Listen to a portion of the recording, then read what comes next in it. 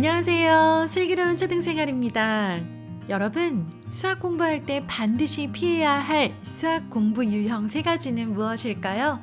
책 속에서 답을 찾아보았습니다.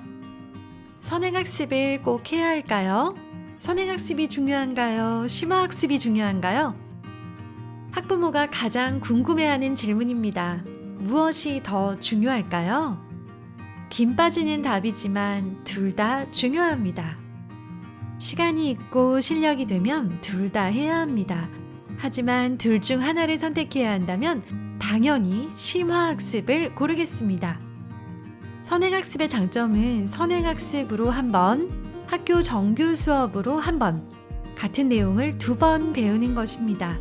그런데 2번 배우면 한 번 배운 아이보다 무조건 더 잘할까요? 반은 맞고 반은 틀렸습니다. 왜냐하면 우리가 기대하는 선행학습의 장점은 아이 몸에 바른 학습법이 갖추어져 있을 때 나타나기 때문입니다. 무슨 뜻이냐고요?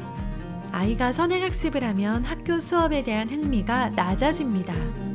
학원에서 이미 배워서 아는 내용이라고 착각하고 우습게 여기는 경향이 있기 때문입니다.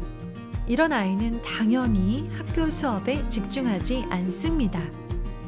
그런데 정말로 다 알고 있을까요? 보통 학원에서는 여러 이유로 깊이보다 속도를 중요시하는 경우가 많습니다.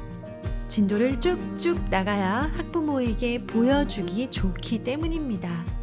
하나의 계산 원리를 가지고 40분 동안 풀어서 설명하고 생각하는 시간을 주는 경우는 거의 없습니다. 구조상 그럴 수 없습니다. 그런데 학교는 다릅니다. 초등 수학 교육 과정은 시간이 상대적으로 여유 있습니다. 생각할 시간을 제법 길게 가질 수 있습니다. 그 덕에 원리부터 차근차근 짚을 수 있죠. 심화학습이 중요한 이유는 스스로 생각할 시간이 필요하기 때문입니다. 학습한 내용이 내 것이 되려면 스스로 생각을 해야 합니다. 머리에 집어넣는 것보다 더 중요한 활동은 뇌에 정리하는 것입니다. 선행학습을 할 때는 새로운 내용을 익히기 위해서 무조건적으로 머리에 집어넣는 경우가 많습니다. 제한된 시간에 많은 문제를 풀어서 능숙하게 만들어야 하기 때문입니다. 심화학습은 선행학습과 다릅니다. 적은 양의 문제를 풀더라도 깊이 생각합니다. 심화 문제는 어려워서 빠른 속도로 풀 수도 없습니다. 쉽게 문제를 분석할 수 있는 선행학습의 기본 문제와 다르게 심화 문제는 문제 분석부터 풀이까지 많은 생각이 필요합니다. 공부의 본질이 올바른 방법으로 부족했던 부분을 채우는 것이라고 한다면 선행학습보다는 심화학습이 더 가깝습니다. 심화학습을 할 때 그 기준은 내 아이가 되어야 합니다. 친구 누구는 지금 몇 학년 과정을 한다더라 하는 이야기는 우리 아이 공부에 아무런 도움이 되지 않습니다. 3학년 때 분수가 나오고 5학년 때 약수, 배수, 통분이 나오는 이유는 그때쯤 되면 아이들이 내용을 받아들일 준비가 되었기 때문입니다. 준비되지 않은 상태에서 밀어 넣기만 하면 튕겨 나옵니다. 옆집 아이는 가능하지만 우리 아이는 아닐 수 있습니다. 그렇다면 수학을 공부할 때 반드시 피해야 할 3가지 유형에 관해 하나씩 살펴보겠습니다. 첫째, 겁먹든 유형. 학원을 통해 선행학습을 한 아이 중 일부는 간혹 어떤 개념에 대한 수업을 시작하면 아는 체를 합니다. 이런 아이는 문제를 빠르게 푸는 경향이 있습니다. 다른 아이들은 아직 고민하고 있는데 1, 2분도 지나기 전에 선생님 다 했어요 라고 말하고 놀기에 일쑤죠. 열심히 풀고 있는 친구를 방해하기도 하고요. 나중에 답을 확인해보면 틀렸지만 이후에도 틀린 이유를 살펴보지는 않고요. 그저 실수라고 하면서 넘겨버립니다. 모르는 부분을 보충할 기회마저 놓쳐버리는 겁니다. 둘째, 기초가 되어 있지 않은데 선행하는 유형. 중학교 1학년인데 초등 4, 5, 6학년 때 배웠던 내용을 전혀 알지 못하는 경우가 있습니다.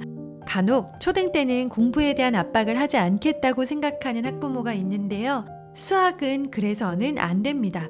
수학은 나선형 구조로 구성되어 있습니다. 초등 때 기본적으로 학습해야 하는 내용은 확실하게 익혀놓지 않으면 다음 과정의 문제를 해결하기 어렵습니다. 열심히 하는데도 수학 점수가 오르지 않는다고 하소연하는 아이 중에는 부족한 내용을 보충하지 않고 무조건 선행만 하는 경우가 많습니다. 셋째, 평소에는 잘하는데 시험 점수가 안 나오는 유형. 학부모와 상담해보면 평소에는 잘하는데 시험만 보면 성적이 안 나와요 라고 말하는 경우가 있습니다. 아이를 관찰해보면 쉬운 문제만 푸는 경우가 많습니다. 틀리기 싫어하는 성향 때문일 수도 있고요. 깊게 생각하지 않아서일 수도 있습니다. 수학은 틀린 문제의 풀이 과정을 확인하고 스스로 사고할 때 실력이 향상됩니다. 생각하기는 음식물 소화처럼 다른 사람이 대신 해줄 수 없는 일입니다. 따라서 스스로 수학 공부하는 방법을 찾으려고 노력해야 합니다. 오늘 들려드린 이야기는 현직 초, 중 등 선생님들께서 함께 집필하신 교과서 공부혁명이라는 책의 본문 중 일부입니다. 슬초 가족분들은 이미 잘 알고 계시겠지만 수학이 약해서 늘 애태웠던 저희 큰아들이 어느덧 몇 달 후면 고등학생이 됩니다. 초등 시기에 선행을 전혀 하지 않은 채 중학생이 되면서 극도의 불안감에 시달렸던 기억이 새록새록 납니다. 자, 그럼 지금은 어떤 상태냐고요? 주변 친구들처럼 빠른 속도로 선행을 달리지는 못했지만 자기만의 속도로 이전에 풀지 못했던 조금 더 어려운 심화 문제를 풀어보는 중학교 3년 동안의 진한 경험을 바탕으로 아주 조금씩이지만 수학 과목의 자신감을 갖게 되는 중에 있습니다. 그리고 이 아이에게는 앞으로 무려 3년이라는 시간이 더 남아 있습니다. 수학에 대한 우리 슬초 가족들의 불안감을 제가 왜 모르겠어요? 저야말로 수학 선행 진도 때문에 남몰래 했던 마음고생으로는 따라올 사람이 없었을 정도였는걸요. 자, 그럼 오늘은 우리 수학 선행에 관한 불안을 허심탄회하게 댓글로 나눠볼까 해요. 주변에 빨리 달리는 아이들 이야기도 좋고요. 마음처럼 속도 내지 못하는 우리 아이에 관한 불안도 좋습니다. 내 불안의 원인이 무엇일까를 찾아내고 앞으로의 수학 로드맵을 세워가기 위한 시간이 될 거라 생각합니다. 댓글에서 다시 반가이 뵙겠습니다. 운동, 독서, 칭찬과 함께하는 슬기로운 하루 되세요. 감사합니다.